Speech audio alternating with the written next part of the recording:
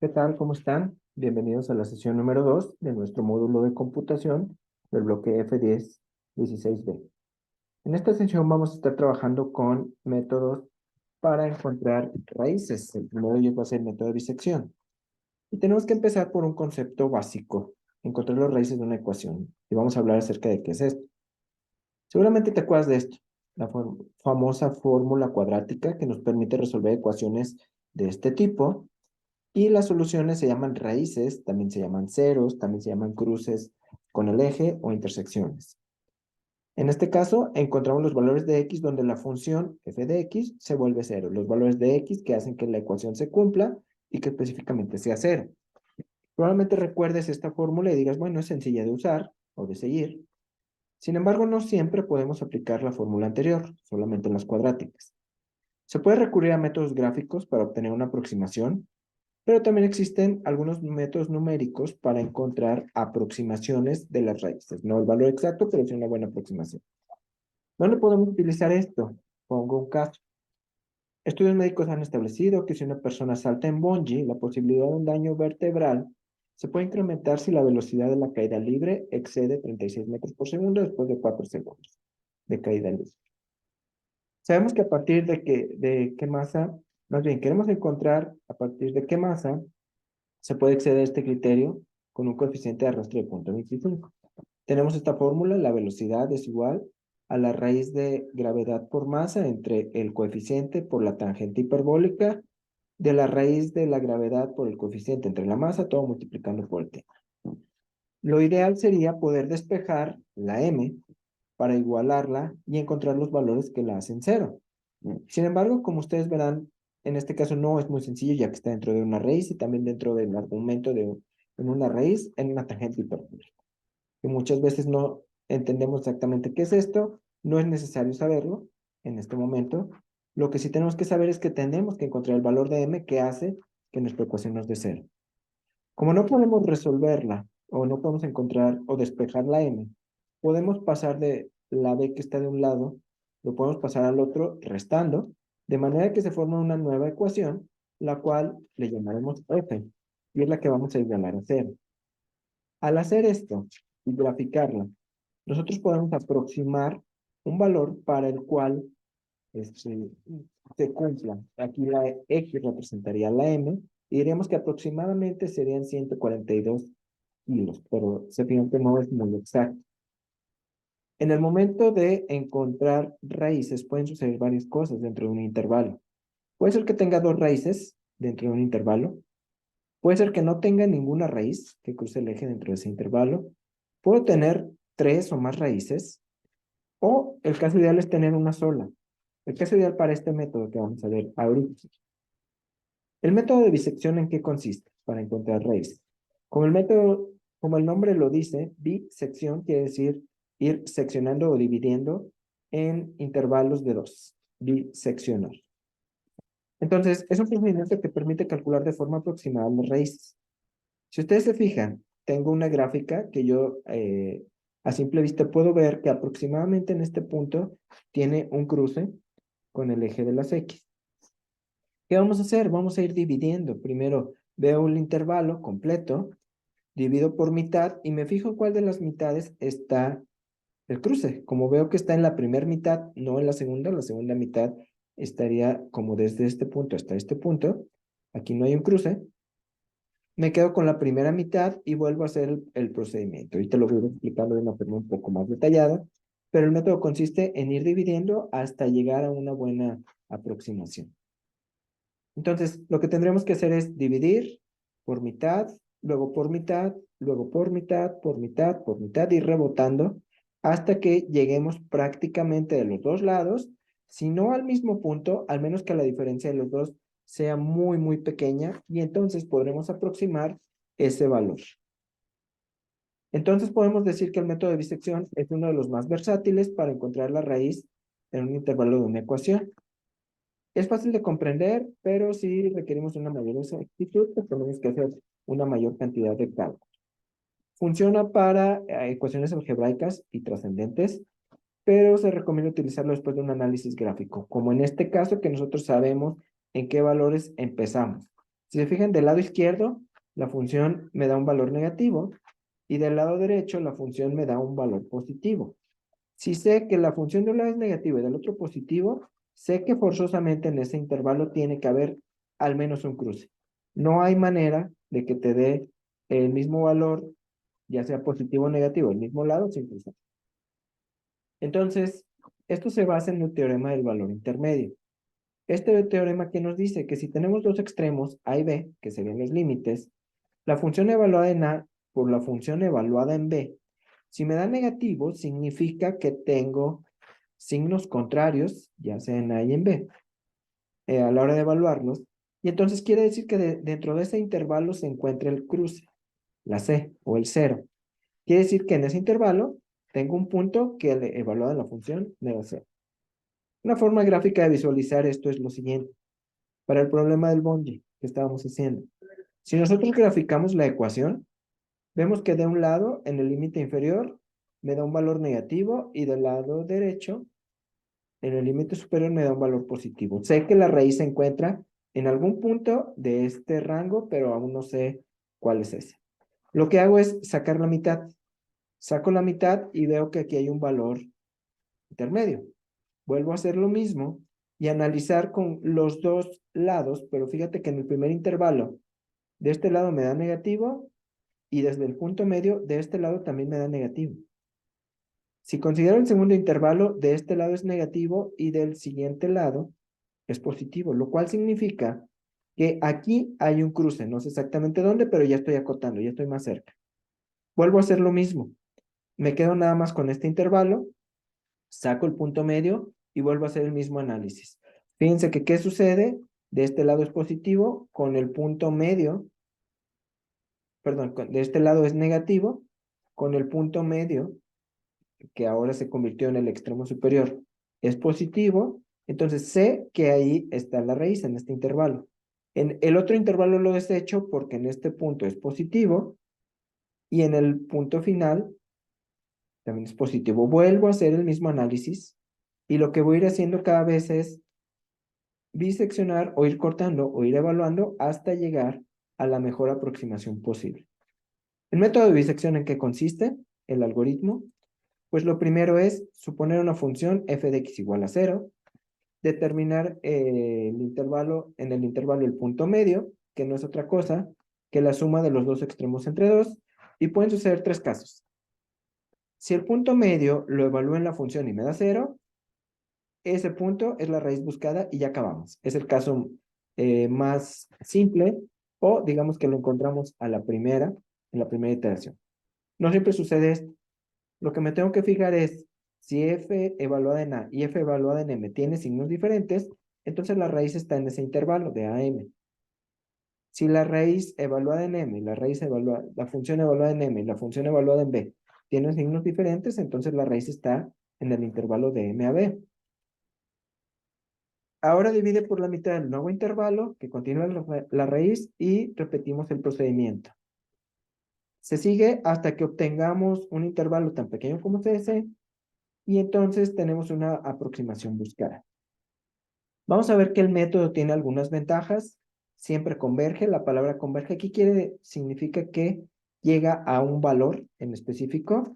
Puede ser que converja muy lentamente. ¿A qué se refiere esto? Que tal vez es necesario hacer muchas iteraciones, muchos ciclos para llegar al valor que estamos buscando. Probablemente tú dices, oye, me llevé 30 ciclos en llegar al valor que busco, y hay otro método que lo hace en 3 o en 4. Es mucho más rápido. Sin embargo, este método es muy simple.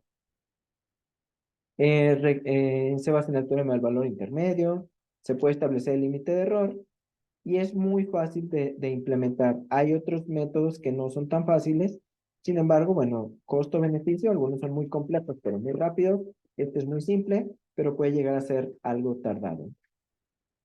Vamos a hacer un ejemplo. Primero vamos a tratar de encontrar alguna de las raíces de x cuadrada menos 3x menos 4. Sabemos que es una cuadrática y tiene dos raíces o dos cruces con los ejes. Primero lo voy a hacer en Excel para comprobar lo que está pasando. Y a partir de ahí hacemos la generalización para hablar sobre el programa en MATLAB. Entonces voy a cambiarme aquí a Excel para explicar cómo es que funciona el método. Entonces, lo que tenemos aquí en Excel, déjenme explicar la tablita, y es en un archivo que ustedes van a tener disponible en la plataforma. Pues lo primero que tenemos es nuestra función, y yo consideré los valores 2 y 5.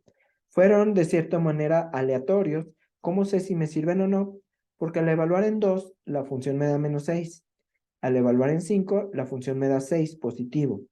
Independientemente del valor, lo interesante es que de un lado es negativo y del otro es positivo, lo cual significa que entonces una de las raíces está entre 2 y 5, ya que un lado al evaluarlo me da negativo y el otro me da positivo. ¿Qué hago? Obtengo el punto medio, que en este caso es 3.5. ¿Cómo lo obtengo? 2 más 5, 7 entre 2, 3.5. Ahí está ese valor. En cada uno de ellos, lo único que estoy haciendo es evaluar la función al cuadrado menos 3, o sea, el valor de x al cuadrado menos 3 por el valor de x menos 4. Eso es lo que estoy obteniendo con cada uno de ellos. Entonces, también evalúo la función con el 3.5. Entonces, tengo el primer renglón y a partir de aquí voy a revisar lo siguiente. Veo que evaluado en 2 y en 3.5 me da negativo. Pero evaluado en 3.5, que es negativo, y 5, que es positivo, yo puedo llegar a la conclusión que aquí es donde está mi raíz entre 3.5 y 5. ¿Por qué? Porque tiene signos contrarios la función. En el primer intervalo no está la raíz porque tienen el mismo signo, negativos en ambos casos. Significa que al evaluar la función está del mismo lado, debajo del eje, entonces ahí no hay una raíz. ¿Qué hago para el siguiente paso? Para el siguiente paso, ahora el que era el término, el punto medio, pasa a ser el menor y el superior se queda igual. Ahora el inferior es 3.5, el mayor es 5. Para el primero me queda negativo, para el último me queda positivo. Sé que ahí hay un cruce entre ese rango. Y entonces tengo que sacar el punto medio. Nuevamente saco el punto medio, que es 4.25, y evalúo la función. Si nos fijamos en la segunda iteración, evaluando entre 3.5 y 4.25, nada más, vemos que hay un cambio de signo en la función. Entonces suponemos que el cruce está entre 3.5 y 4.25, porque la función evaluada en esos valores cambia de signo, cosa que no sucede con el otro intervalo. Entre 4.25 y 5, el signo es positivo, por lo cual sabemos que no hay un cruce de la función porque no hay un cambio de signo. Si clarificamos una tercera iteración, fíjate que ahora me quedé con el 3.5, que era el original, el que era el valor medio pasa a ser el valor superior. De un lado es negativo, del otro lado es positivo, sé que ahí está el cruce, y vuelvo a sacar el punto medio para hacer nuevamente el análisis sobre estos tres valores. Veo que en el primer intervalo, de 3.5 a 3.87, no hay un cambio de signo, no está ahí el cruce, pero en el segundo intervalo, entre 3.87 y 4.25, sí hay un cambio de signo. Entonces significa que hay un cruce. Vuelvo a hacer el mismo análisis varias veces, varias iteraciones, hasta llegar a alguna conclusión. ¿Cuál va a ser la conclusión a la que voy a llegar? Me tengo que fijar en el valor del punto medio. Y entonces, fíjense que después de muchas iteraciones, llego a la conclusión que va cambiando entre 4.00 algo y 3.99 algo. Se va acercando cada vez a 4. Aquí, si dice 4 es por la precisión del Excel. No necesariamente significa que sean 4, sino que ya no le puedo poner más decimales. Pero sí podemos llegar a la conclusión de que se va aproximando a 4. Por un lado y por otro se va aproximando a 4. Entonces, una de las raíces o de las soluciones sería 4. 4 al cuadrado, 16 menos 3 por 4, 12, menos 4 me da 0. Aquí tenemos una raíz. La otra raíz, vamos a poner números del otro lado, porque fíjense que esta tiene dos raíces. Es cuadrática, tiene dos soluciones. Nosotros podemos inferir los números que tenga. Tal vez tú dices, mira, voy a poner uno entre menos 5 y menos 2, por hacer alguna prueba. Y en el momento de que lleguemos a esto, vemos que dices, oye, no cambia, significa que la raíz no está de ese lado, no está en ese intervalo, porque ambos son positivos. Entonces, puedes hacer otra prueba, a lo mejor le doy un valor de 0, y aquí tú dices, sí, mira, una me da positivo y otra me da negativo. Entonces, Sí, está bien, dentro de ese rango voy a tener otra raíz.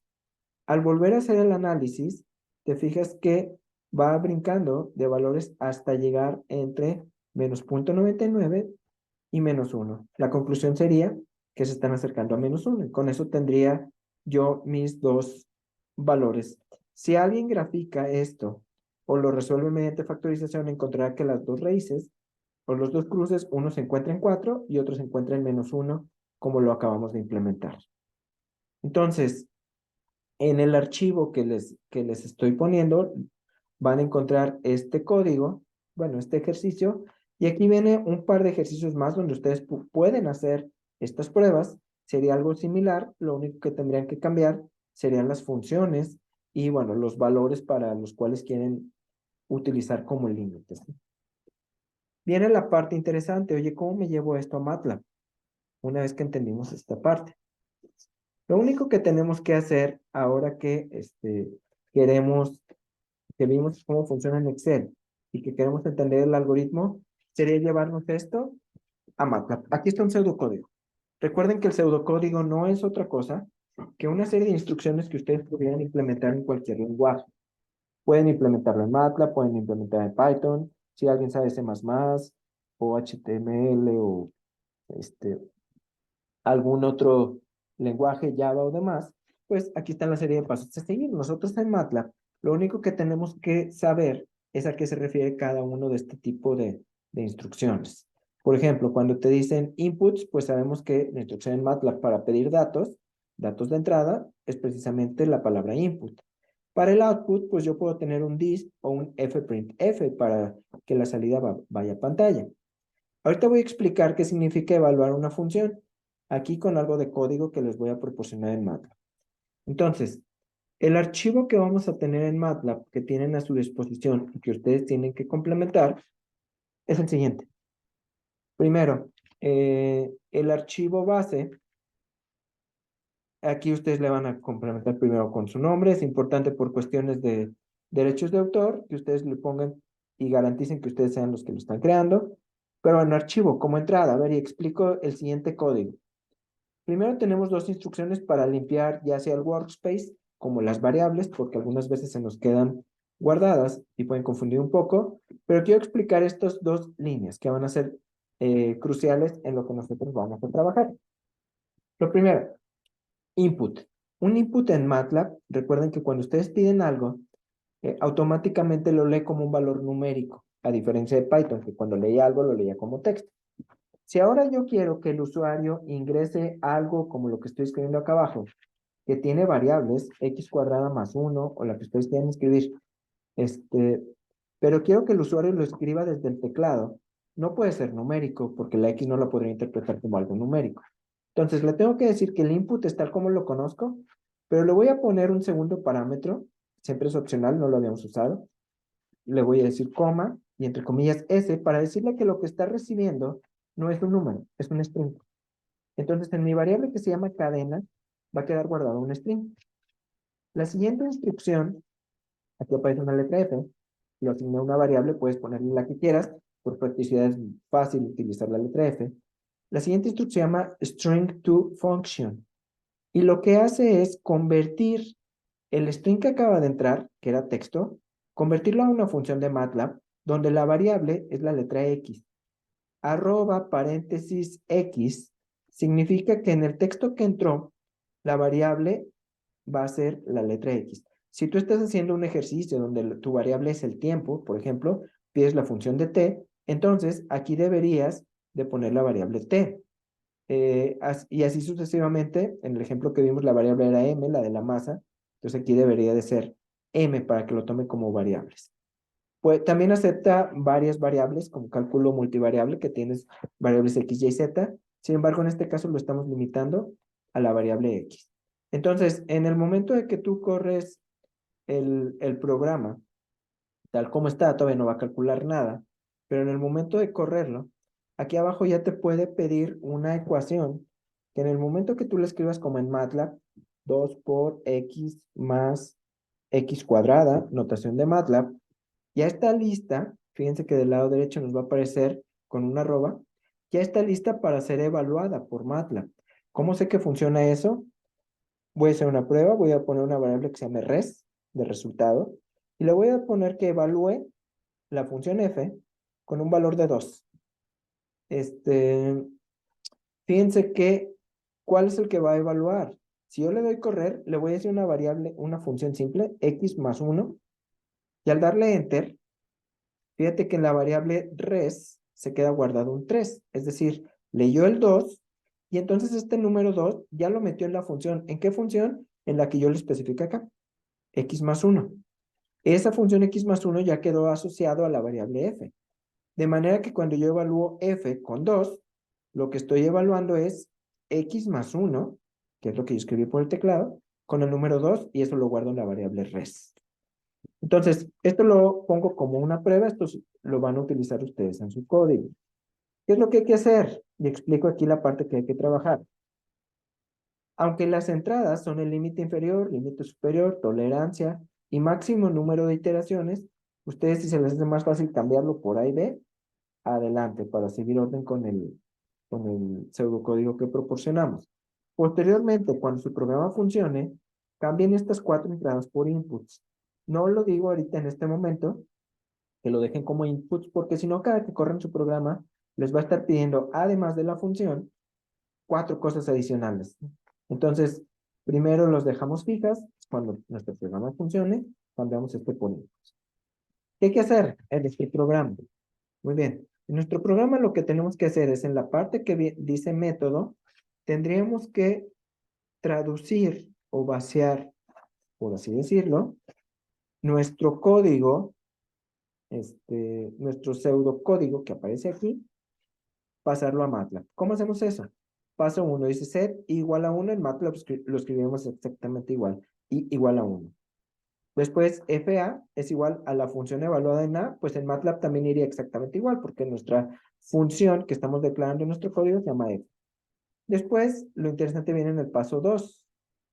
While. ¿Cómo escribimos un while en MATLAB? Hay que recordar esa parte. Recuerdan la estructura while, se cierra con un end. Y dentro voy a ir poniendo algunos elementos. Por ejemplo, aquí tengo la variable p que se calcula de esta manera. Luego evalúo con esa variable p la función para obtener el punto medio y el valor de la función en el punto medio. Y aquí viene un if. Y este valor que acabo de encontrar es igual a 0. O si la diferencia de los límites entre 2 es menor que la tolerancia, entonces tú despliegas un mensaje diciendo que ya encontraste la solución y que es tal. Este output, recuerden, en MATLAB, pues se hace con fprintf y la instrucción stop se hace con un break. Hay que ir completando lo que son los pasos del 3 al 6, están dentro del while. Es decir, el while se va a cerrar hasta después del paso 6 y el paso 7, si gustan ahorita dejarlo pendiente, ahorita no es necesario. Con eso ya tendrían listo su código. Entonces, prácticamente es traducir entre el pseudocódigo que está aquí y MATLAB. Pueden hacer la prueba la función que está en ese archivo, ya está ahí especificada, y las respuestas son 4 y menos 1. Ustedes lo pueden graficar para comprobar si es que va bien y esconder todo lo que necesitan. Una vez que tengan su código, lo que se les va a pedir es que hagan 3 ejercicios que van a aparecer en Canvas. Estos 3 ejercicios no es otra cosa que correr su programa 3 veces. Se pide que se hagan archivos diferentes, no porque se tenga que modificar el código, sino porque se piden varias pruebas en algunos de ellos. Y entonces lo interesante es poner en la parte de abajo, correr su programa y poner en la parte de abajo las conclusiones a modo de respuesta. Por ejemplo, el primer ejercicio me da una función y me dice que hay 2 valores cerca de menos 5. Aquí me dan los 2 intervalos, entre menos 7 y menos 5, y entre menos 5 y 3. Tengo que hacer las pruebas con esta función, y con estos 2 intervalos, y para cada uno de ellos, llegar a una conclusión, que escribiríamos en la parte de abajo a modo de texto. Después, con el mismo código, pero en un archivo nuevo, hay que contestar estas preguntas. Nos dice de una ecuación cuadrática que tiene ceros entre 100 en punto 3 y en punto 5. Me pregunta por qué con el intervalo punto 1 y punto 6 no es un intervalo satisfactorio para el método de bisección. Ustedes van a correr su programa ahora con esta función y con este intervalo y se van a dar cuenta de por qué sucede esto, no es un intervalo satisfactorio y pueden contestar esa pregunta abajo a modo de texto. Ustedes proponer un nuevo intervalo y decir qué pasa si el intervalo va entre 0 y 49, punto 49. Entonces, estos son 3 incisos para el segundo ejercicio. Y para el tercero, que te dan dos funciones y quieres saber dónde se intersectan, es tan sencillo como igualar las dos funciones y pasar una del otro lado para que quede igualada a 0, una función menos la otra función igualada a 0, y en ese momento ya puedes utilizar el método o el programa que tienes y llegar a la conclusión.